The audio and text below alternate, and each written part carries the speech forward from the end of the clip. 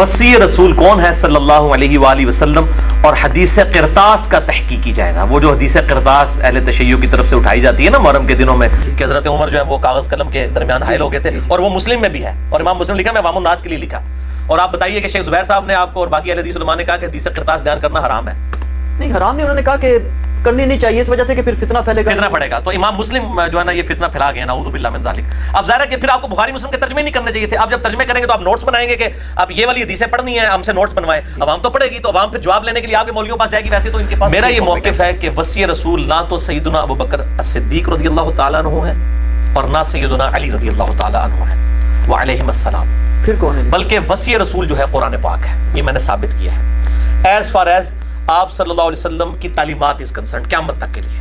اس میں نے حدیث بھی بیان کی ہے، بڑی مشہور حدیث صحیح بخاری میں انٹرنیشنل نمبر کے مطابق ہے 4459، اور یہ صحیح مسلم میں بھی موجود ہے. اور وہ کہتے ہیں دین مکمل ہونا یہ تھا کہ نبی الاسلام نے اللہ تعالیٰ کے کہنے پر وصی مقرر کر دیا تھا حضرت علی کو. اللہ کا شکر ہے کہ یہ وہ کلیم غدیر خم کے بارے میں کرتے ہیں. اس کی وجہ سے ان کا جو یہ کلیم ہے نا وہ کمزور پڑ جاتا ہے. اس کی وجہ یہ ہے کہ حجۃ الوداع میں جو پبلک گیدرنگ تھی وہ تو تھی میدان عرفات کے اندر اور منی کے اندر. وہاں کے خطبوں میں تو آپ کو قرآن کا ذکر ملتا ہے. صحیح مسلم میں اپنے بعد وہ چیز چھوڑ کے جا رہا ہوں جسے پکڑ لو گے مضبوطی سے گمراہ نہیں ہوگے، وہ اللہ کی کتاب ہے. حاکم میں ایک حسن درجے کی روایت ہے کتاب اللہ اور سنت. ترمذی میں ایک روایت ہے جس کی صحت میں اختلاف ہے، اس میں قرآن اور اہل بیت کا ذکر ہے اور آگے ذکر ہے کہ یہ قیامت تک کٹھے رہیں گے. لیکن وہ قرآن اور اہل بیت ایک جنرل ہے کہ قرآن پکڑنا ہے، اہل بیت کے ساتھ اس نے سلوک کرنا ہے جس طرح کہ غدیر خم پہ فرمایا. جو مسلم شریف میں اوپر تلے 4 حدیث ہیں کہ 2 بھاری چیزیں چھوڑ کے جا رہا ہوں. ان میں پہلی چیز اللہ کی کتاب ہے، اس میں ہدایت ہے، نور ہے، یہ اللہ کی رسی ہے، تم اسے پکڑو، جو اسے پکڑے گا ہدایت پہ ہوگا، جو چھوڑ دے گا گمراہ ہو جائے گا. دوسری چیز میرے اہل بیت ہیں، اہل بیت کے معاملے میں تمہیں اللہ کا خوف دلاتا ہوں. 3 دفعہ نبی الاسلام نے فرمایا. اتنا حصہ تو مسلم شریف کے اندر ہے. بہرحال سنی شیعہ دونوں متفق ہیں کہ غدیر خم پہ نبی الاسلام نے حضرت علی کے لیے فرمایا من کنت مولاہ فہذا علی مولاہ. جس کا مولا میں اس کا مولا علی، جس کا سرپرست میں اس کا سرپرست علی، جس کا جگری یار میں اس کا جگری یار علی. یہ سارے معنی درست ہیں. شیعہ ایک سٹیپ آگے جاتے ہیں، وہ کہتے ہیں اس سے کنکلوژن یہ نکلتا ہے کہ وصی رسول حضرت علی ہیں.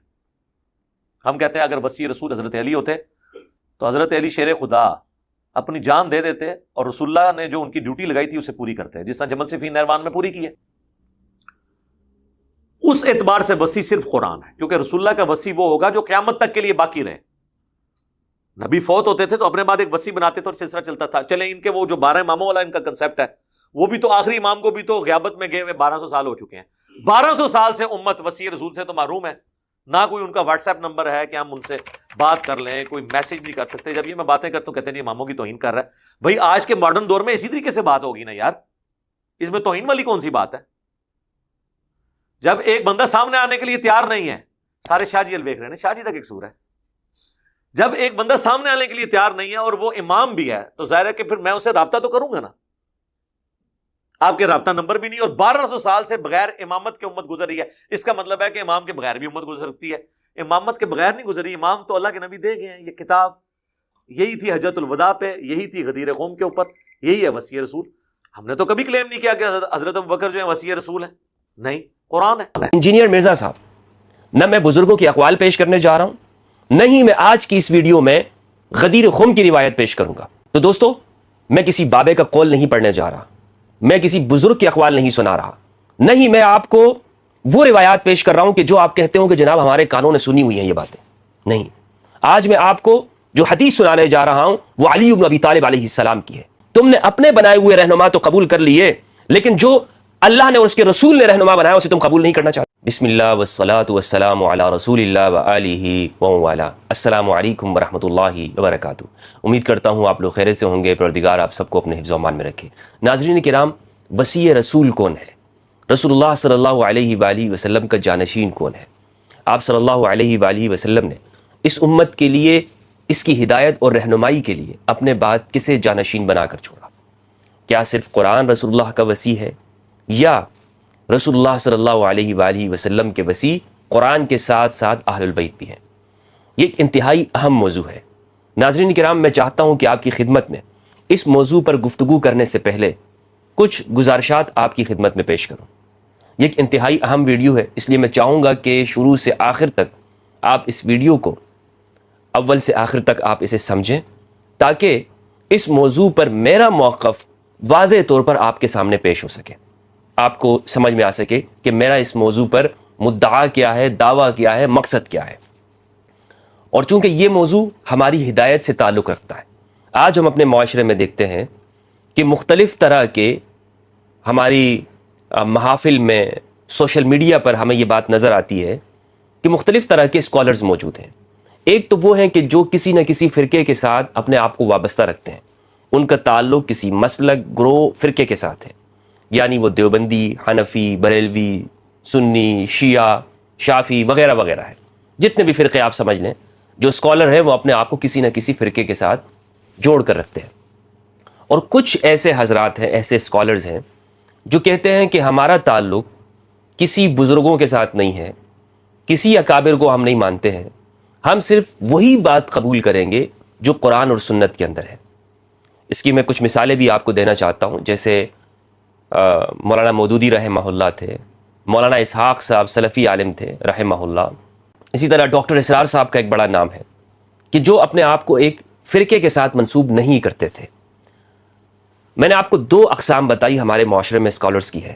پہلی جو قسم اپنے آپ کو کسی فرقے کے ساتھ رکھتے ہیں، ان لوگوں کو تو آپ چھوڑیے، ان لوگوں سے آج ہم بات نہیں کریں گے، اگرچہ ان سے بھی بروز قیامت اللہ رب العزت یہ ضرور پوچھے گا، اللہ کا حبیب یہ پوچھے گا کہ تم نے میری امت کے سامنے، جب تمہیں ذمہ داری دی گئی تھی کہ تم شہداء علی الناس ہو، لوگوں کے سامنے گواہی پیش کرو گے، تم نے کیوں حق کو چھپایا؟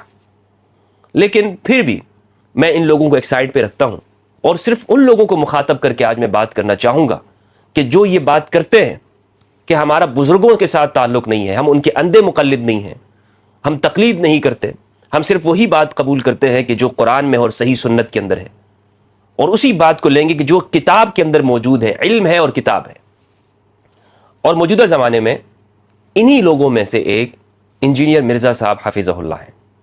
میں آج ان سے واضح بات کرنا چاہتا ہوں، اور ان کی ایک ویڈیو سوشل میڈیا کے اوپر موجود ہے جس کا عنوان انہوں نے یہ دیا ہے کہ رسول اللہ کا خلیفہ کون، حقیقت میں کون، حضرت ابو بکر رضی اللہ عنہ ہے یا مولا علی علیہ السلام ہے۔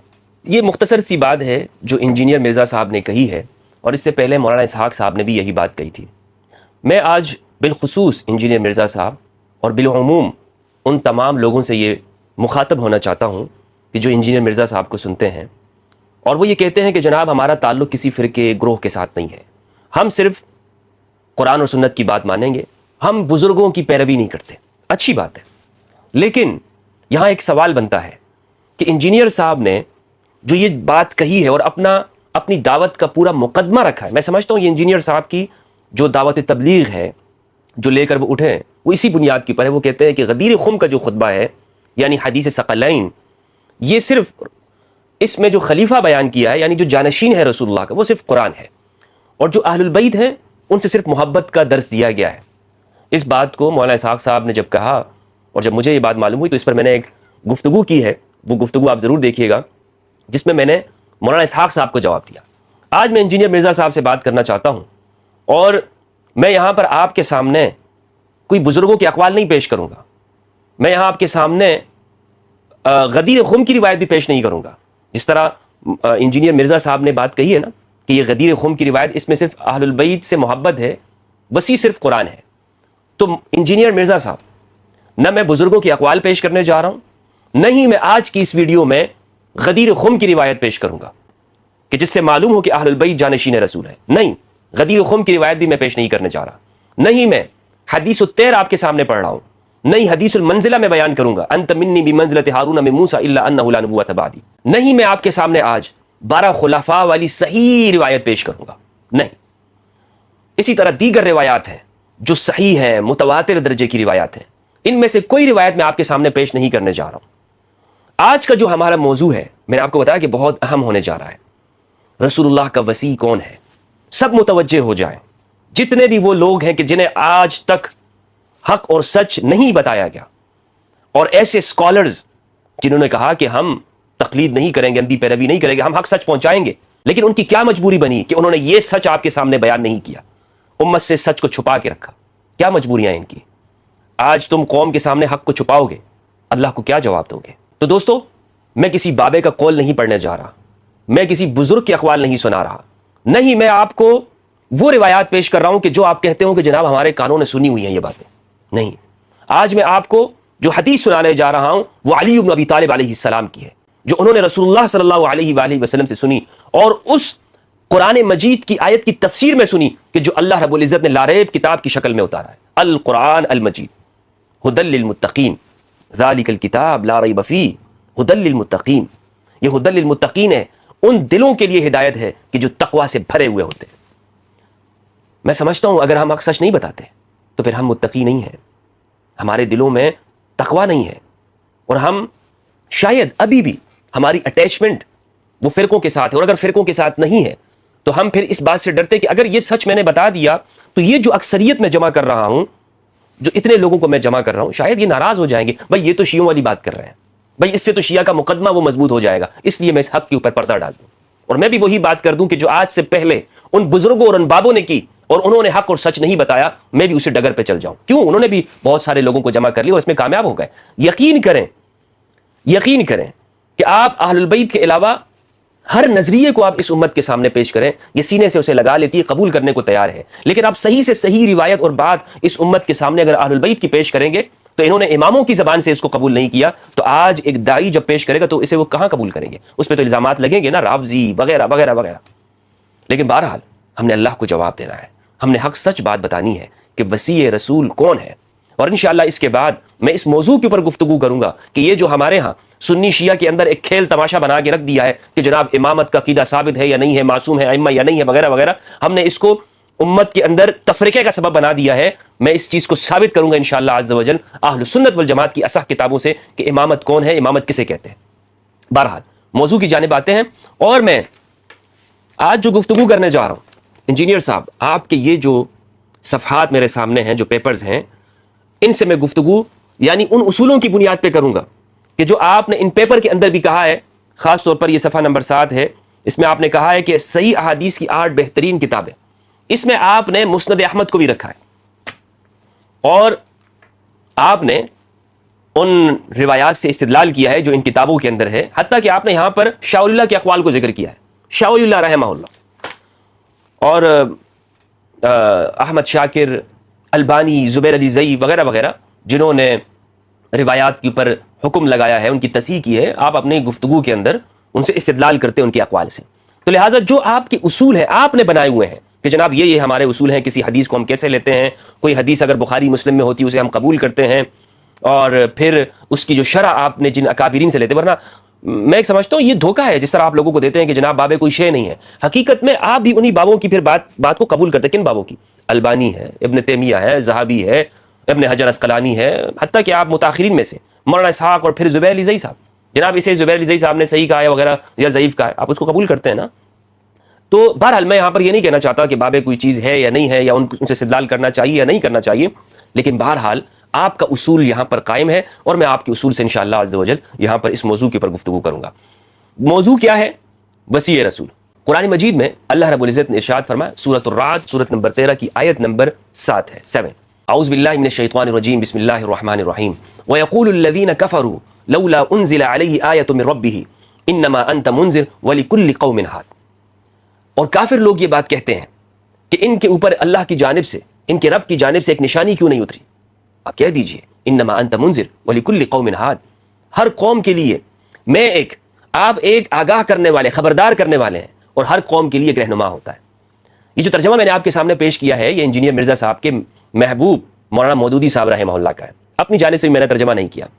اس آیت کو آپ غور کریں، سورہ رعد کی سورۃ نمبر 13 کی آیت نمبر 7 میں ایک عجیب نقطہ آپ کو معلوم ہوگا. اللہ رب العزت نے ارشاد فرمایا کہ کافر یہ بات کرتے ہیں کہ اس نبی کے اوپر، اس نبی امی کے اوپر ان کے رب کی جانب سے ایک نشانی کیوں نہیں اتری؟ اللہ اکبر. رسول کے زمانے کے جو مشرک تھے، اس وقت کے جو قریش کا طبقہ تھا، وہ رسول سے کیا مطالبہ کرتے تھے؟ نشانی کا، کہ نشانی اتارے. اور آج کے لوگ کیا مطالبہ کرتے ہیں؟ کہ رسول کا وصی ہے یا نہیں ہے. بات سمجھ میں آ رہی ہے؟ جو دونوں میں آج کے لوگوں کی نفسیات کے اندر وہ کہتے تھے اگر یہ رسول ہے تو کوئی نشانی اتارتے، اور آج کیا کہتے ہیں کہ جناب رسول کا تو کوئی وسیع نہیں ہے، ان کی کیا نشانی انہوں نے اپنے بعد چھوڑی ہے، انہوں نے کیا اپنے بعد اپنی علامت، اپنا جانشین کسے چھوڑا، یہ ذرا بتائیں۔ تو قرآن مجید نے آگے سے کیا بیان کیا؟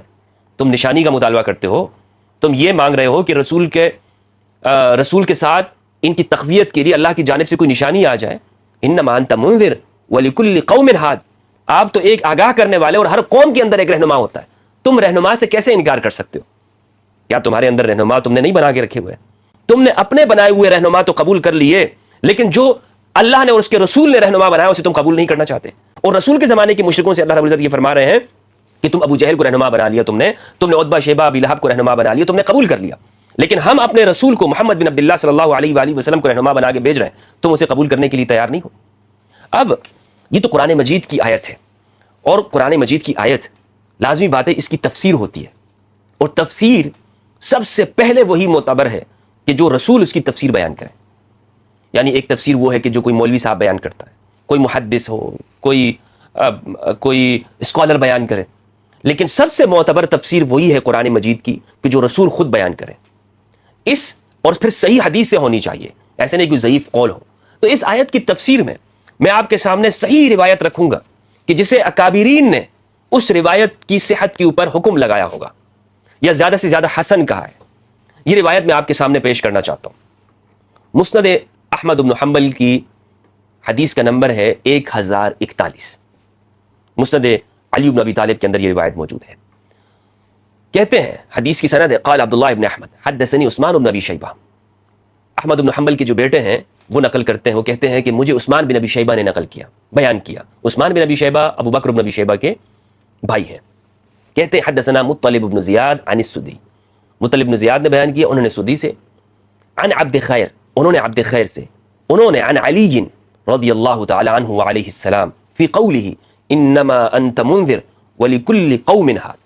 اس آیت کی سورہ رعد کی آیت کی تفسیر کے اندر امام علی علیہ السلام نے فرمایا وقال رسول اللہ صلی اللہ علیہ وآلہ وسلم المنذر، امام علی کہتے ہیں کہ رسول اللہ منذر ہیں، والہادی رجل من بنی ہاشم، رسول اللہ منذر ہیں اور ہادی بنی ہاشم میں سے ایک فرد ہے۔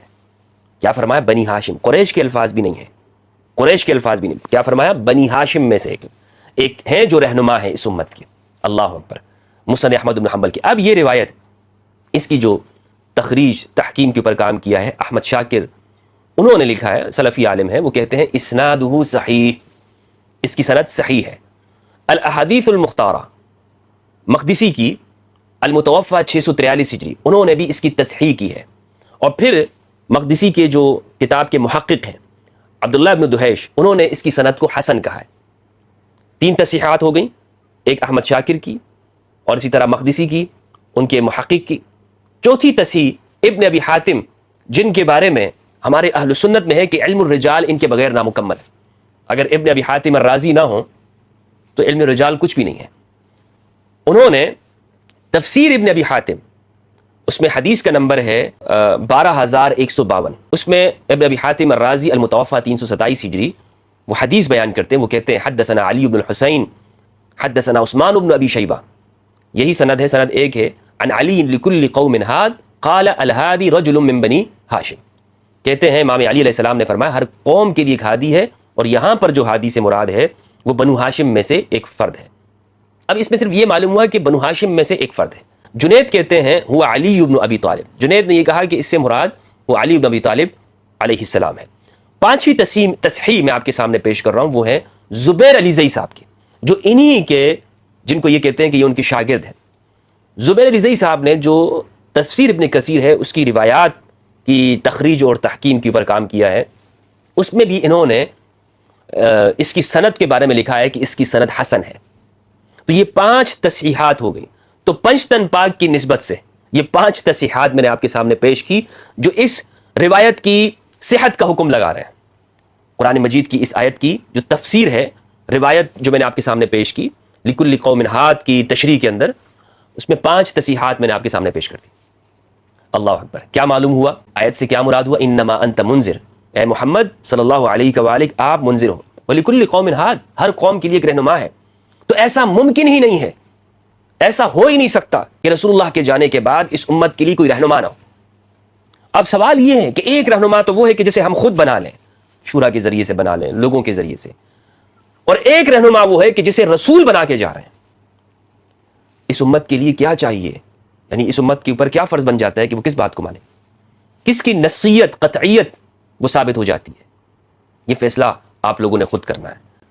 کسی مولوی کے لیے اپنی عقل آپ اس کے حوالے نہ کر دیں کہ بھائی مولوی صاحب آپ میری عقل کو جس طرح چاہو استعمال کر لو، آپ خود اس بات کا فیصلہ کرنا ہے۔